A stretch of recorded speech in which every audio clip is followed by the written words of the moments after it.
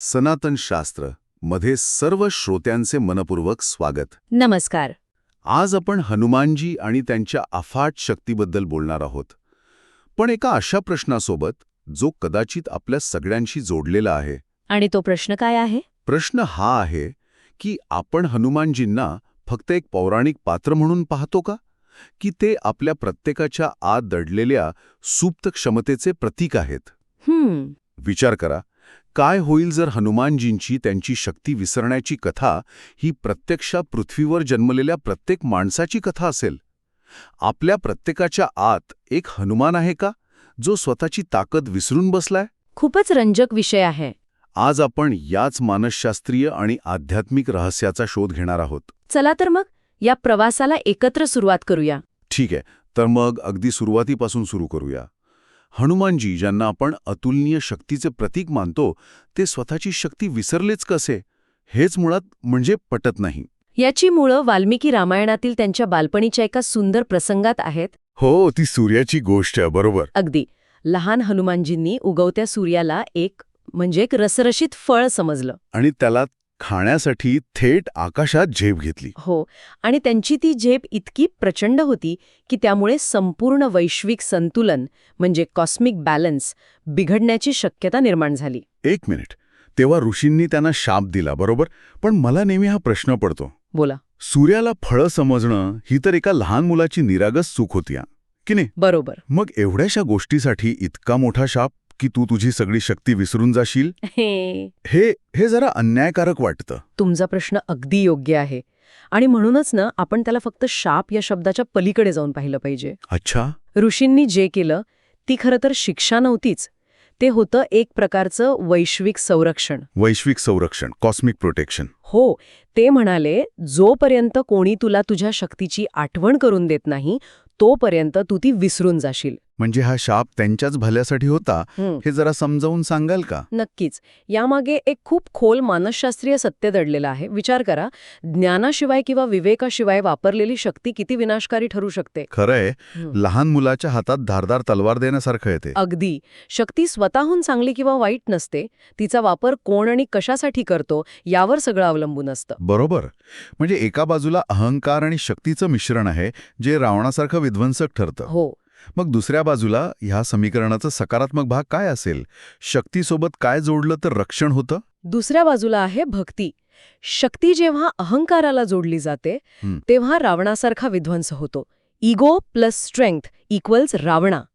पण तीच शक्ती जेव्हा भक्तीला जोडली जाते तेव्हा हनुमानासारखं रक्षण होतं. Devotion plus strength equals Hanuman. म्हणूनच ते विसरणं, त्या शक्तीवर तात्पुरतं आवरण येणं गरजेचं होतं. अच्छा, म्हणजे हा शाप एक प्रकारचा स्पिरिच्युअल सेफ्टी लॉक होता. अगदी अचूक शब्द. की योग्य वेळ आणि योग्य मानसिक तयारी झाल्याशिवाय ही अफाट शक्ती वापरताच येऊ नये. बरोबर. जेणेकरून शक्तीमुळे अहंकार वाढू नये, सामर्थ्याआधी नम्रता यावी आणि शक्ती जागृत होण्याआधी भक्ती निर्माण व्हावी. ही एक आध्यात्मिक परिपक्वतेची म्हणजे स्पिरिच्युअल मॅच्युरेशनची प्रक्रिया आहे. आणि हे फक्त त्यांच्या बाबतीत नाही, आपल्या सगळ्यांच्या बाबतीत घडतं. हो ना. आपल्या प्रत्येकात जन्मताच बुद्धिमत्ता, सर्जनशीलता, इच्छाशक्ती असते. पण आपण ते विसरतो. कारण अकाली मिळालेली शक्ती अहंकाराला खतपाणी घालते, धर्माला नाही. आणि हा सेफ्टी लॉक उघडण्याची चावी एका विशिष्ट व्यक्तीकडे होती, जांबवान. मला तो प्रसंग आठवतोय, जेव्हा संपूर्ण वानरसेना अथांग समुद्रासमोर हताश उभी होती. लंकेपर्यंत कोण उडी मारणार या प्रश्नाने सगळेच विचारात पडले होते. हो, आणि तेव्हा जांबवानांनी हनुमानजींना त्यांच्या विसरलेल्या शक्तीची आठवण करून दिली. इथे जांबवान हे फक्त एक पात्र नाहीयेत. अजिबात नाही. ते एक महत्वाचं प्रतीक आहेत. ते आपल्या आत दडलेल्या प्राचीन ज्ञानाचे, आपल्या आंतरिक गुरूचे म्हणजे इनर गुरूचे प्रतीक आहेत. म्हणजे जांबवान हे कलेक्टिव्ह मेमरी किंवा सामूहिक स्मृतीचं प्रतीक आहेत असं म्हणता येईल का आपल्याला? अगदी बरोबर. याला सोप्या भाषेत समजून घेऊया. जसं आपल्या कुटुंबात एखादे आजोबा असतात ज्यांना सगळ्या पिढ्यांच्या गोष्टी, कुटुंबाचा इतिहास माहिती असतो. हो हो. तसंच जांबवान हे युगायुगींचे साक्षी आहेत. त्यांच्याकडे अनुभवाचं ज्ञान आहे, जे पुस्तकात सापडत नाही. तेच आपल्याला आठवण करून देतात की आपल्यात काय दडलेलं आहे.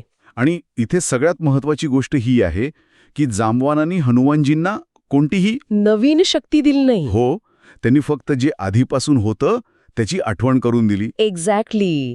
हेच तर मूळ आध्यात्मिक सत्य आहे. आपण दैवी बनत नाही, आपण नेहमीच दैवी होतो हे आपल्याला फक्त आठवतं. The process is not of becoming but of remembering. तर कोणीतरी आठवण करून द्यावी लागते की तो आधीपासूनच राजकुमार आहे. पण एक विचार मनात येतो. रावणाबद्दल. जांबवानांना रावणाला त्याच्या शक्तीची आठवण करून देण्याची कधीच गरज पडली नाही. त्याची शक्ती तर नेहमीच जागृत होती. मग त्याच्या शक्तीत आणि हनुमानजींच्या शक्तीत नेमका फरक काय होता? दोन्ही तर प्रचंड शक्तिशाली होते. हाच तर सगळ्यात महत्वाचा मुद्दा आहे. फरक त्यांच्या शक्तीत नव्हता, मग कशात होता? शक्तीच्या स्रोतामध्ये आणि हेतूमध्ये. आपण याला अहंकारी शक्ती आणि भक्तीची शक्ती असं म्हणू शकतो.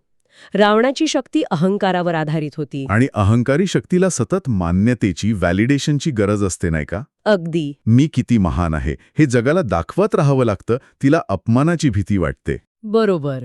ती शक्ती स्वतःच्या स्वार्थासाठी, वर्चस्व गाजवण्यासाठी वापरली जाते.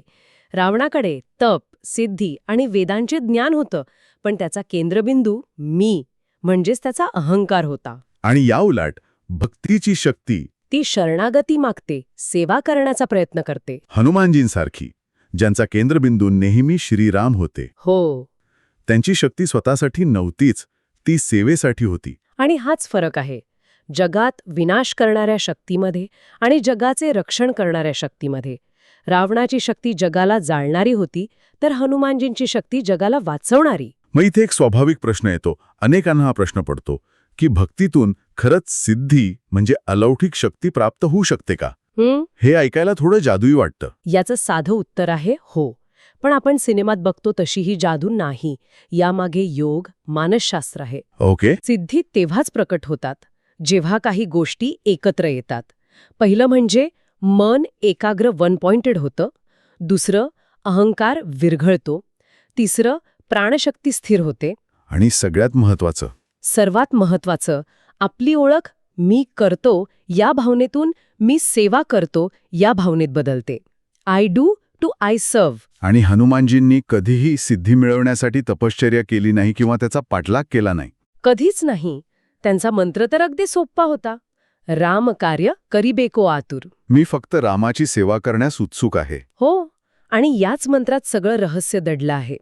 यालाच योगशास्त्रात प्राणशक्तीची गळती थांबवणं म्हणतात. हे जरा सोपं करून सांगाल का? एक सोपं उदाहरण घेऊ. आपल्या मनात एकाच वेळी 10 विचार चालू असतील तर आपली ऊर्जा 10 ठिकाणी विभागली जाते. बरोबर. पण हनुमानजींचं मन फक्त रामकार्यात होतं. त्यांची सगळी ऊर्जा एकाच ठिकाणी केंद्रित होती. ती कुठेही लीक होत नव्हती. म्हणजे त्यांची संपूर्ण चेतना, संपूर्ण ऊर्जा एकाच ध्येयावर केंद्रित होती. हो. त्यांचा अहंकार शून्य होता, म्हणून त्यांची ऊर्जा अनंत होती. म्हणूनच भक्ती परंपरेत हनुमानजींकडे केवळ एक भक्त म्हणून पाहिलं जात नाही, तर प्राणाचे स्वामी, जागृत कुंडलिनीचे प्रतीक आणि मनावर ताबा मिळवण्याचे एक उत्तम उदाहरण म्हणून त्यांच्याकडे पाहिलं जातं. हे सगळं ऐकून असं वाटतंय की या कथेमध्ये अनेक गूढ आणि प्रतिकात्मक अर्थ दडलेले आहेत. ही फक्त एक वरवरची गोष्ट नाही. निश्चितच. या कथेचा एक योगात्मक अर्थही आहे, जो खूप खोल आहे. तो काय आहे?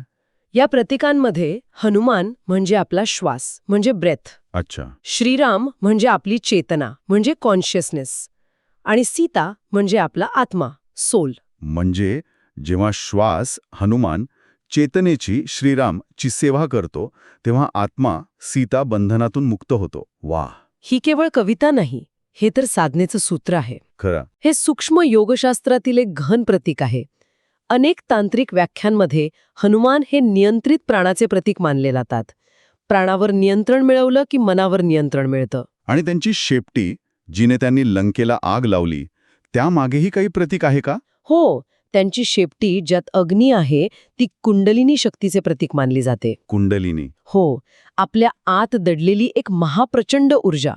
आणि त्यांची नम्रता ही अहंकार मृत्यूचे म्हणजेच इगो डेथचे प्रतीक आहे. म्हणजे याचा अंतिम अर्थ असा की जेव्हा अहंकाररूपी लंका जळते तेव्हाच आपल्या आत दडलेली शक्तिरूपी सीता सापडते. वाह. हे सगळं इतकं एकमेकांशी जोडलेलं आहे की थक्क व्हायला होतं. ह्या सगळ्या चर्चेतून आपण सुरुवातीचा प्रश्नाकडे परत येतो. जर आपण सर्व मुळात इतके शक्तिशाली आणि दैवी आहोत, तर आपण आपल्या रोजच्या आयुष्यात इतके मर्यादित, इतके अडकल्यासारखे का जगतो? याचं उत्तर हनुमानजींच्या कथेतच आहे. उत्तर असं आहे की आपण मर्यादित नाही, आपल्यावर फक्त एक आवरण आहे. We are not limited, we are weld. आपण कमकुवत नाही, आपल्याला फक्त आपल्या शक्तीची जाणीव नाही. जसे हनुमानजी विसरले होते. अगदी बरोबर. आपल्याला बाहेरून अधिक शक्ती मिळवायची गरज नाही. आपल्याला फक्त आतमध्ये असलेल्या शक्तीची आठवण करण्याची, रिमेंबरन्सची गरज आहे.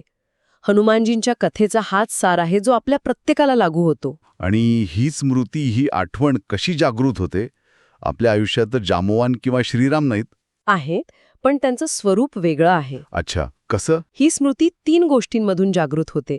एक म्हणजे गुरु, आणि गुरु म्हणजे फक्त कोणी व्यक्ती नाही, एखादं पुस्तक, एखादा अनुभव, एखादा मित्र. जो कोणी आपल्याला आपल्या खऱ्या स्वरूपाची जाणीव करून देतो तो आपला जांबवान. अगदी.